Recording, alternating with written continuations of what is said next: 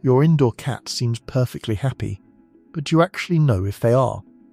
Yes, they're safe, fed and cozy. But behind that calm, there's something deeper most people miss. Indoor cats are masters at hiding boredom and stress, and if you're missing the signs, which most owners are, your cat might be quietly living half the life they were built for. Stick around, because by the end of this video, you're going to look at your own living room completely differently. That bookshelf, that window, even that food bowl sitting on the kitchen floor, you're going to see them the way your cat sees them. And trust me, it's not the same way you do. Let's start with the one thing that changes everything. Let your cat finish the hunt every single time. When was the last time your cat actually caught what they were chasing? Think about it. You wave the one toy, they stalk, they pounce, you laugh, and then you put it away. Playtime over. Except for your cat, it isn't over. It's unfinished. Here's what's really happening in their head. Every cat, no matter how pampered, still carries the instinct of a hunter. And those instincts follow a complete sequence: stalk, chase, pounce, catch, and finally the kill bite. When play ends before the catch, your cat's brain never gets the signal that says mission accomplished. Instead of feeling satisfied, they're left buzzing with all that predatory energy and nowhere to put it. That's often the real story behind the 3 a.m. Zoomies, the ankle ambushes, and the sudden bites that seem to come out of nowhere. Your cat isn't being difficult, they're being interrupted. Think of it like this. Imagine you spent 20 minutes building the perfect sandwich, and right as you lift it to your mouth, someone snatches the plate away and says, "Okay, that's enough sandwich for today." You'd feel restless too. You'd probably go looking for something else to bite into. That's basically what an unfinished hunt feels like to a cat, except it happens to them almost every day of their lives. The fix is beautifully simple. At the end of every play session, let them win. Let them catch the toy, sink their teeth in, kick it with their back legs, and hold it like the mighty hunter they are. Don't pull the toy away right when they grab it. That just restarts the chase and keeps them in that unfinished loop. Let the toy go still in their claws. Let them feel like they actually won. Then, if you can, follow it with a small treat or their meal. Hunt, catch, eat, that's the full cycle nature wrote for them, and completing it is one of the most calming things you can give an indoor cat. A good rule of thumb: aim for 2 sessions a day, 10 to 15 minutes each, and always end on a kill. Even if you're tired and just want to wind the toy up and put it away, give them 30 more seconds to actually catch it first. Your ankles at 3 a.m. will thank you. But here's the part almost nobody talks about. Play is just one piece of something much bigger your cat is missing indoors. Something so overlooked that even loving owners take it away every single day without realizing it. That's the last thing we'll cover today, and it might change how you see your cat entirely. Give your cat a home with layers, not just floors. Have you ever felt guilty that your place might be too small for your cat? Here's some news that should lift a weight off your shoulders. Your cat doesn't measure your home the way you do. You see square feet. They see layers. In the wild, cats live in a 3-dimensional world. They climb, they perch, they survey their territory from above. Height isn't a luxury for them, it's security. From up high, a cat can watch everything, feel unreachable, and relax in a way they simply can't on the floor. That's why your cat keeps jumping on the fridge, the bookshelf, the top of the door frame. They're not being naughty, they're claiming the territory your home forgot to offer them. And this is where a small apartment can quietly outperform a big house. A single room with a cat tree, a couple of wall shelves, and a cleared spot on top of a dresser gives your cat more usable territory than an entire empty floor plan. You're not adding furniture, you're adding real estate. Behaviorists often see multi-cat tension ease dramatically once vertical space goes up, because suddenly nobody has to fight over the same level anymore. Every cat gets their own floor of the building. A lot of subtle multi-cats stress the staring contests across the hallway, The one cat who always seems to be guarding the living room has nothing to do with the cats disliking each other, and everything to do with there simply not being enough separate levels to go around. Add height, and a lot of that tension quietly dissolves on its own. Start simple. One tall, sturdy cat tree near a window. One shelf they can reach in stages, not one giant leap. Cats prefer a staircase of small jumps over one big scary one, especially as they get older. One high spot that's officially theirs when nobody bothers them. Ever no picking them up. No petting, no "or come here" when they're up there. That spot has to stay sacred, or it stops working. Watch how quickly they take ownership. When your cat starts choosing that perch over hiding under the bed, that's them telling you they finally feel like the landlord instead of the tenant. And hey, if this is opening your eyes to what your indoor cat has been missing, hit like and subscribe so we can get this to every cat owner who thinks a quiet cat is a happy cat. Turn your window into your cat's favourite show. What does your cat do all day while you're gone? For most indoor cats, the honest answer is not much. And here's the thing nobody tells you. Boredom in cats doesn't look like boredom. It looks like sleeping 16 hours and everyone just calls it normal. Your cat's brain was designed to process a constantly changing world. Movement, sounds, smells drifting by, prey rustling in the grass. Indoors, all of that gets replaced by the same walls, the same furniture, the same view of your living room every single day. But there's one place in your home where the outside world still leaks in, and most owners treat it as an afterthought. The window. A good window setup is genuinely the closest thing to television your cat will ever have. And just like TV, it's all about the programming.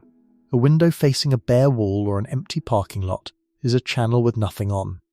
But add a bird feeder within view, even a cheap one suction cupped to the glass or hung from a nearby tree, and you've turned dead air into a nature documentary that updates itself all day long. Birds, squirrels, falling leaves, the neighbour's dog making a fool of himself. That's premium content. Then make the seat worthy of the show. A padded perch at window height or a cat tree pulled right up to the glass turns a quick glance into a full viewing session. Put it by the window with the most action, and if you can, the morning sun. Sunbeam plus bird feeder is basically a 5-star resort for a cat. If you have more than one window, don't spread the effort, thin pick the single best one, the one with the most foot traffic or the most trees, and put your best perch there. One great window beats 3 mediocre ones. One small warning so the magic doesn't backfire. If a strange outdoor cat starts hanging around your yard, some cats can get territorial and stressed watching them. If you notice growling or tension at the window, deal with the visitor, not the window itself. Sometimes simply closing the blinds for a day or two, while the outdoor cat moves on, is enough to reset things. Wake up the one sense your cat lives through. Quick question. What do you think your cat's strongest sense is? Most people say eyesight, maybe hearing, but your cat experiences the world primarily through their nose. Their sense of smell is estimated to be around 14 times more sensitive than yours. And while you decorate your home for your eyes, your cat is reading it like a library of scents. Here's the uncomfortable part. For most indoor cats, that library has about 3 books in it. Think about what an outdoor cat smells in a single day. Other animals, plants, soil, rain, food trails, territory marking stories layered on top of stories. Now think about your living room. Same couch, same carpet, same candle you bought in October. To your cat's nose, your home is a song stuck on repeat, and a starved nose means a dull day, no matter how many toys are scattered on the floor. The good news? Scent enrichment is the cheapest, laziest form of enrichment that exists, and almost nobody does it. Start with the classics. Catnip, obviously, but don't stop there. Around 1 in 3 cats doesn't respond to catnip at all, and their owners just assume their cat is broken. They're not. Try Silvervine, which studies have shown works on most cats that ignore catnip completely. Valerian root and honeysuckle wood are 2 more that can light up a cat who's been immune to everything else. Then go beyond the store-bought stuff. Bring the outside in. A handful of clean leaves in a box, a stick from the yard, cat-safe herbs like cat grass growing on the windowsill. Even rotating where these smells appear keeps the mystery alive. The trick is rotation, not accumulation. Introduce a scent, let them investigate, then take it away and bring a new one next week. A new smell in an old room is, to your cat, practically a new room. You can even do this on a simple weekly schedule. Monday is catnip on the scratching post. Next Monday is a pinch of silvervine on a toy. The Monday after that is a fresh stick from the garden. Nothing fancy, just rotation. And watch what they do with it. The slow investigation, the open mouth stare, the cheek rubbing to mix your scents together. That's not just play, that's a cat finally getting to use the one sense they were built around. Feed your cat the way nature designed. Here's a question that sounds silly until you really think about it. When did eating become the easiest thing your cat does all day? In nature, no cat walks up to a bowl. A cat's entire day is organised around hunting, searching, stalking, working for every meal, eating small portions many times a day. Then we brought them inside, put their food in a dish, and deleted the single biggest activity their mind and body were built for. We didn't just make eating easy, we made their main job disappear. That's why the bowl, as innocent as it looks, might be the most underestimated object in your home. When food requires zero effort, all that seeking energy has nowhere to go. Vets and behaviourists increasingly recommend making cats work for at least part of their food, because food puzzles have been linked to fewer signs of stress and boredom, healthier weight, and even improved litter box habits in some cats. The upgrade is easy and honestly fun to watch. Start with a simple puzzle feeder, or make one yourself. A clean plastic bottle with holes cut in it, kibble inside, and let them bat it around the floor. Muffin tins with treats hidden under toys, food scattered across a snuffle mat instead of piled in a dish. Then take it further. Hide small portions around the house before you leave for work. Now your cat spends the day hunting again, patrolling their territory with a purpose, and every discovery is a little victory. One tip so it works from day one. Start easy. If the puzzle is too hard, your cat gives up and you both conclude it doesn't work. Let them win fast in the beginning, then raise the difficulty as they get hooked. A cat who's never seen a puzzle feeder before needs it to basically fall open the first few times, or they'll walk away and never try again. Give your cat the power to say no. What if the thing your cat wants most isn't something you can buy? Remember at the start of this video when I said there's something even loving owners take away from their cats every single day without realising it? This is it. Choice. Think about your indoor cat's life for a second. You decide when they eat. You decide when they play.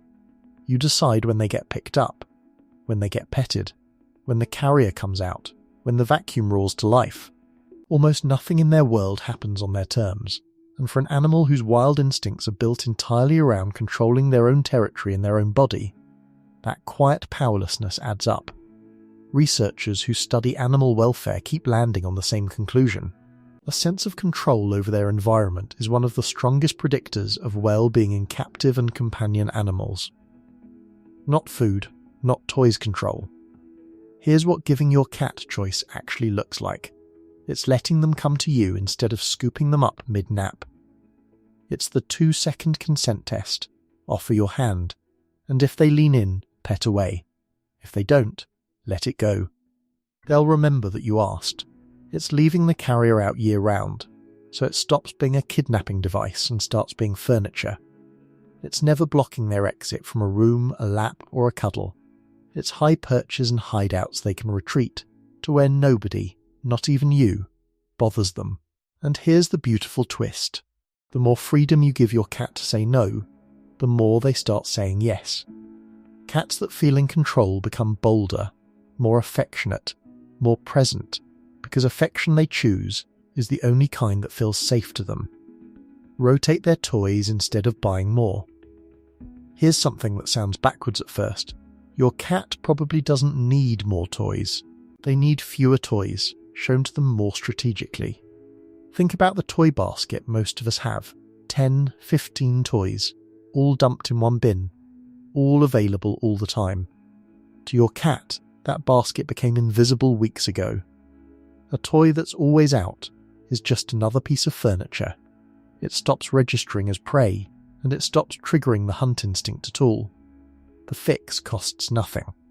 Pick 3 or 4 toys and put the rest away in a closed box or drawer. Every few days, swap what's out for something from the box. That toy your cat got bored of a month ago will look brand new to them the next time it reappears. Because for their brain, novelty is most of the appeal. A mouse that vanishes for 2 weeks and then shows up again is, as far as their instincts are concerned, a completely new mouse. This is also a great moment to think about toy variety, not just quantity. Cats respond to different toys for different reasons. A wand toy triggers the chase, a small stuffed mouse triggers the pounce and kill bite, a ball that rolls unpredictably triggers the stalk. Having one of each in rotation covers more of that hunting sequence than 5 identical squeaky balls ever will. Let them scratch like it's a full-body ritual, not a chore. Most owners think of scratching posts as a way to save the couch. That's true, but it massively undersells what scratching actually does for a cat. Scratching stretches the whole spine and shoulders, sheds the outer layer of the claw sheath, and just as important, leaves both a visual mark and a scent mark from glands in their paws. It's part hygiene, part exercise, and part this is mine announcement all in one motion. A lot of scratching problems aren't really scratching problems, they're placement problems. If the only post in the house is a short, wobbly one tucked in a corner nobody walks past, your cat will find something better. The couch arm, the door frame, the stair carpet. A post needs to be tall enough for a full stretch, sturdy enough that it doesn't wobble or tip when they lean into it, and ideally sitting somewhere central, near where they already sleep or near the front door, not hidden away. Vertical and horizontal scratches serve slightly different urges too, so having one of each, in a material they actually like sisal rope, tends to outperform carpet for most cats, covers more ground than a single post ever could. If your cat is scratching furniture, don't punish the behaviour, just outcompete it. Put a better post directly in front of the furniture they're targeting, and let the old spot lose its appeal on its own. So here's the honest truth this whole video has been building toward. None of this requires a bigger house, a bigger budget, or more free time. It requires seeing your home the way your cat already sees it, not as square footage, but as a hunting ground, a lookout, a scent library, and a place where they get some say in what happens to them. Pick just one of these 8 and try it this week. Finish the hunt at the end of playtime. Add 1 shelf. Rotate 1 scent. Hide 1 meal in 3 spots instead of 1 bowl. Rotate the toy box. Move the scratching post somewhere better. Small changes, repeated consistently, are what actually change a cat's day-to-day experience, not a single big purchase. If this video helped you see your indoor cat a little differently, hit like, subscribe, and let us know in the comments which one of these 8 you're trying first. And if you know someone who thinks a quiet cat is automatically a happy cat, send this their way. It might be exactly what their cat has been waiting for.